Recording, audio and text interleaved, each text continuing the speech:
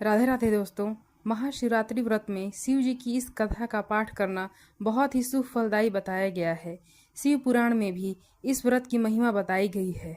शिव पुराण के अनुसार जाने अनजाने में जो मनुष्य और जीव महाशिवरात्रि का व्रत कर लेता है वह शिव कृपा का भागी बन जाता है और उससे यमराज के दूत भी दूर रहते हैं। इसलिए महाशिवरात्रि व्रत में शिव भक्तों को महाशिवरात्रि की इस कथा का पाठ जरूर करना चाहिए। तो दोस्तों आइए सुनते हैं महाशिवरात्रि व्रत कथा।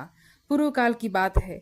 चित्रभानु नामक एक शिकारी था। वह शिकार करके अपने परिवार का पालन पोषण करता था। उस शिकारी पर साहूकार का काफी कर्ज था, लेकिन वह उसका कर्ज समय पर नहीं चुका पाया। फिर साहूकार ने शिकारी को शिव मठ में बंदी बना लिया। जिस दिन से उसे बंदी बनाया गया उस दिन शिवरात्रि थी।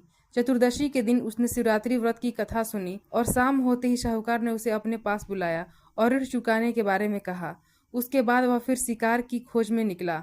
बंदी गृह में रहने के कारण वह बहुत भूखा था। शिकार की तलाश में वह बहुत दूर निकल गया। अंधेरा होने पर उसने जंगल में ही रात बिताने का फैसला किया और एक पेड़ पर चढ़ गया।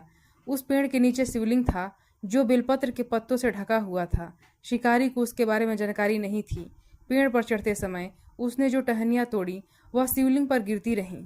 इस तरह से भूखे प्यासे रहकर शिकारी का शिवरात्रि का व्रत हो गया और शिवलिंग पर बेलपत्र भी चढ़ गए।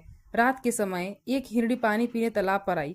शिकारी जैसे ही उसका शिकार करने जा रहा था, हिरणी बोली, मैं गर्भवती हूँ, शीघ्र ही प्रसव करूंगी। तुम एक साथ दो जीवों की हत्या करोगे। मैं बच्चों को जन्म देकर तुरंत तुम्हारे सामने आ जाऊंगी, तब मुझे मार लेना। शिकारी ने हिरणी को जाने दिया। इस दौरान अनजाने में कुछ बेलपत्र शिवलिंग पर गिर गए। इस तरह उसने अनजाने में प्रथम पहर की पूजा भी संपन्न कर ली।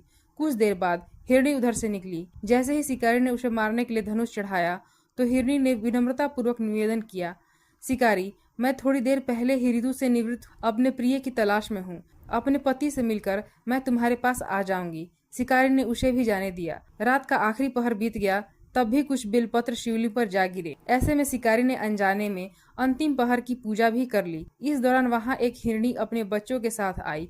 उसने भी शिकारी से निवेदन किया और शिकारी ने उसे जाने दिया। इसके बाद शिकारी के सामने एक हिरण आया। शिकारी ने सोचा, अब तो मैं इसे यहाँ से नहीं जाने दूंगा और इसका शिकार करूंगा। तब हिरण ने उससे निवेदन किया कि मुझे कुछ समय के लिए जीवन दान दे दो। शिकारी ने पूरी रात की घटना हिरण को सुना दी। तब हिरण ने कहा, जिस तरह से तीनों पत्नियां प्रतिज्ञाबद्ध होकर गई हैं, मेरी मृत्यु से अपने धर्म का पालन नहीं कर पाएंगी। जैसे तुमने उन्हें विश्वास पात्र मानकर छोड़ा है, मुझे भी जाने दो। मैं उन सब के साथ तुम्हारे सामने शीघ्र ही उपस्थित होता हूँ। शिकारी ने उसे भी जाने दिया। इस तरह सुबह हो गई। उपवास, रात्रि जागरण और शिवलिंग पर बेलपत्र चढ़ाने से अनजान में ही शिवरात्रि की पूजा पूर्ण हो गई। लेकिन अनजाने में हुई पूजा का परिणाम उसे तत्काल मिला।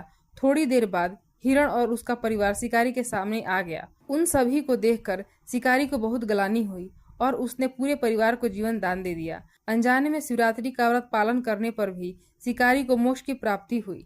जब मृत्यु काल में यमदूत जीव को लेने आए तो शिवगणों ने उन्हें वापस भेज दिया और उसे शिवलोक ले गए। शिव जी की कृपा से चित्रभानु अपने पिछले जन्म को याद रख पाए, शिवरात्रि के महत्व को जानकर उसका अगले जन्म में भी पालन कर पाए।